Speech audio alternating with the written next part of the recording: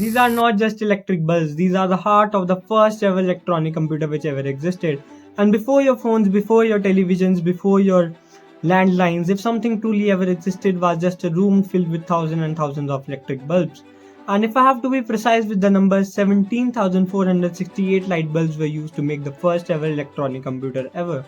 And it didn't start here. Computer didn't even mean a machine back then. Computer was just a person who could do calculations for astronomy, engineering, navigation, or even accounting. So how did we go from human computer beings to something as large as ENIAC, in which a room is filled with thousands of electric bulbs? How electric bulbs were used to create the first ever electronic computer? This is a very long journey and let's dive into it.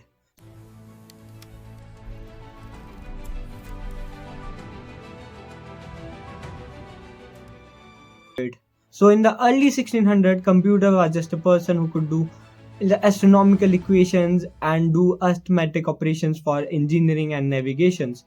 And then 2 centuries later, a very huge revolutionary thing came into the market, and it was punch cards, which was invented by Herman Hollerith for the weaving industry. And that literally changed the game. Nobody ever existed, nobody ever expected that something like that would ever come into the life, but it automated the task in the weaving industry. The punch cards were simply the physical form of the code which we write today's world in the today's world, and that was very revolutionary. And after that, at that same time, the guy who was working on something which was as equivalent to the today's electronic computer was Charles Babbage. The Charles Babbage invented the first ever analytical engine which can perform all the mathematical calculations by itself, and that too automatically. But due to lack of funding, he was never able to complete his project. And then at that same time, there was a person, was Ada Lovelace, who thought that coding is not just about punch cards, it's also about binary and numbers. And she is known as the first ever programmer which ever existed in this world. And now the main question comes, that how Bhargav electric bulbs were used to create the first ever electronic computer. And there's a long story behind that. Let's talk about it in detail.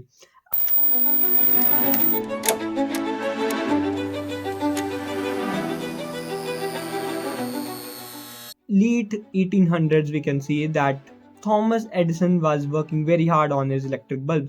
If I have to explain you the working of electric bulb, which is very necessary for the upcoming 2-3 parts of this video, so the light bulb works something like this. The electric bulb is connected to a battery, and from the negative terminal, electron goes to the positive terminal. And when the heat in the electric bulbs is very high, the electrons in that filament boils out of the filament. And at that time there was nothing like electron which ever existed, so many didn't know that this is how the electric bulbs work. And at that time the Thomas did a lot of experiment with his electric bulb. He put everything as a filament at that time, the metals, the paper and everything, but something which truly changed his electric bulb was carbonized bamboo. Yep, the carbonized bamboo was used as the filament in the very first electronic bulb which ever existed. And Thomson was a very visionary man. In his earlier school days, he was once rejected from his school, and now at that time he was the inventor of the world's biggest revolutionary thing ever. And now when we are talking about the working of electric bulbs, I told you that the electrons boils out of the filament, and in that vacuum tube, yep, the light bulb's glass is just a vacuum tube. The vacuum inside that bulb is there because if there's even a bit of oxygen present in there, it will literally like burn the filament in few seconds. So the bulbs were inside vacuum, and then at that time the electrons which used to boils out of that filament used to get attracted towards the positive terminal, and that was something which changed the world. And that was maybe one accident that was the foundation of the ENIAC. And if I have to explain you what exactly happened, the Thomson realized something. His electric bulb used to get blackened from one side, and he was very confused with that. He was not sure that why is that happening. So he thought like maybe do some experiment with his light bulb. What he did basically, he put a metal wire inside his bulb and attached that metal wire to a voltmeter and something which can change the voltage of that electric wire. And that wire, when negatively charged, used to repel the electrons which used to blackening the electric bulb more faster, and that was simple logic. The filament electrons which used to boils out used to get repelled by the metallic wire, which used to blacken the electronic bulb. And when the electric wire is positively charged, it used to attract the electrons and used to complete the circuit which used to, create a current between the filament and the wire. And that was revolutionary. Nobody ever thought that at that time, and it was maybe the first time ever somebody was noticing that the electrons were moving in the vacuum tube. And that was something which was game changing. And then later on he patented his idea, and then somebody known as John Ambrose Fleming came into the picture. And John Ambrose Fleming was again a very visionary man. John Ambrose Fleming, who was very well known at that time, and he was very proactive at that time in the field of electric bulbs. He noticed that the Thomas did a very great experiment, and what he did was just replace that metal wire with an electrode. So what that electrode was doing inside that bulb, it was completing the circuit. And at that time he noticed something which Edison was failed to notice. The Edison bulb used to get blackened from one side because he was using DC current. And Fleming noticed something. It's not about the DC current. He noticed that no matter if he applied DC current or AC current, and whenever he was applying AC, of course the bulb used to get black on both sides. He noticed that the output from that current, the current which is passing from the filament to the electrode, is always DC. And initially it was bumpy kind of DC, but when he connected few diodes with a capacitor, it used to give a very stable DC current. And that was something which was not just visionary but game changing at that time.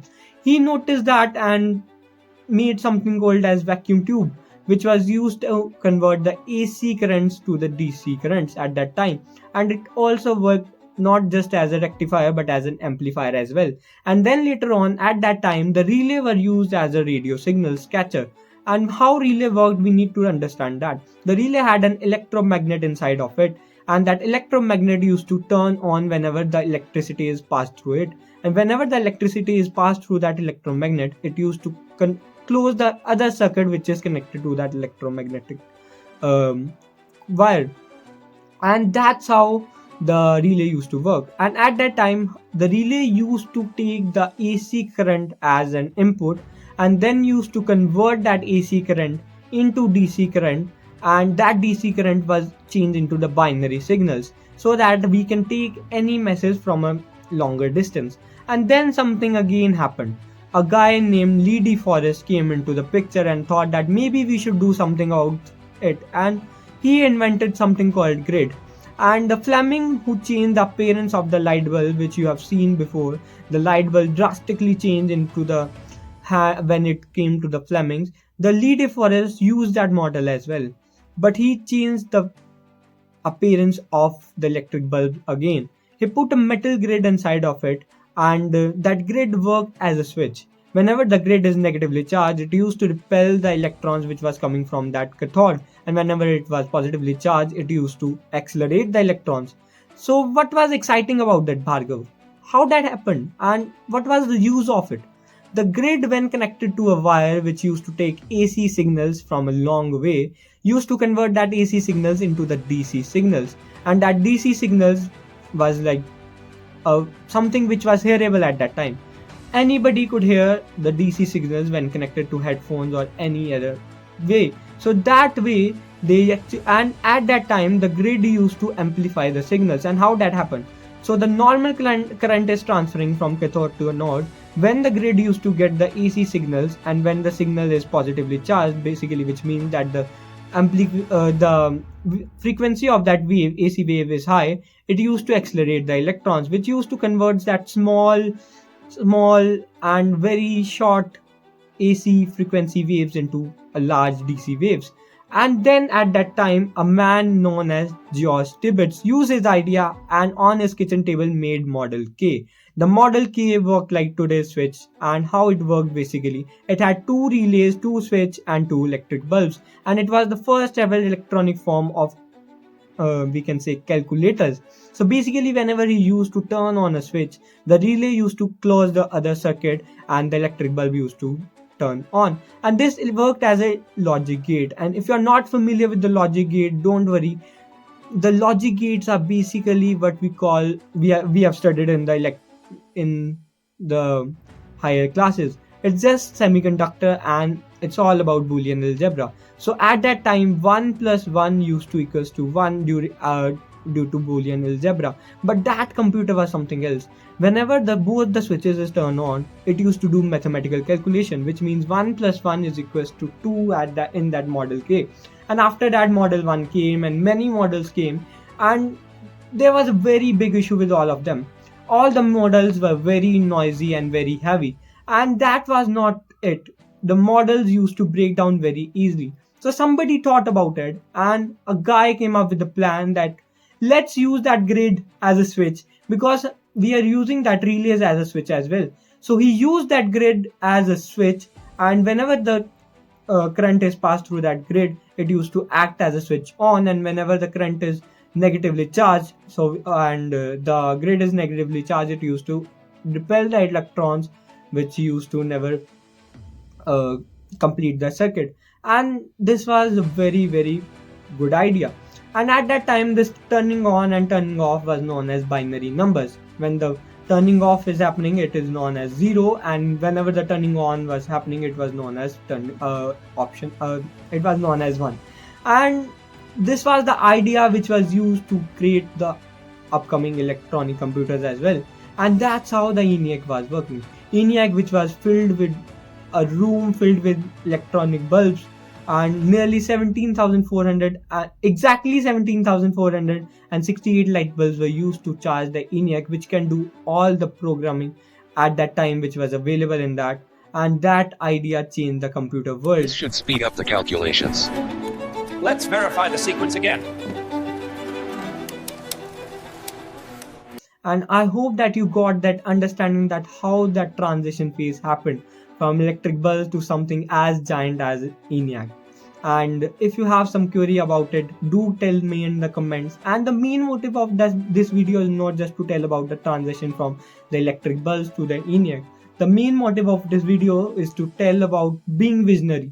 Every name which you have heard in this video, all of them were just basic human beings. They were not just mathematical genius or something like that. All of them were just visionary. So that's why I want you all to be visionary and put your thoughts into the action. And that's how you become something as great as them. And that was it. Thank you.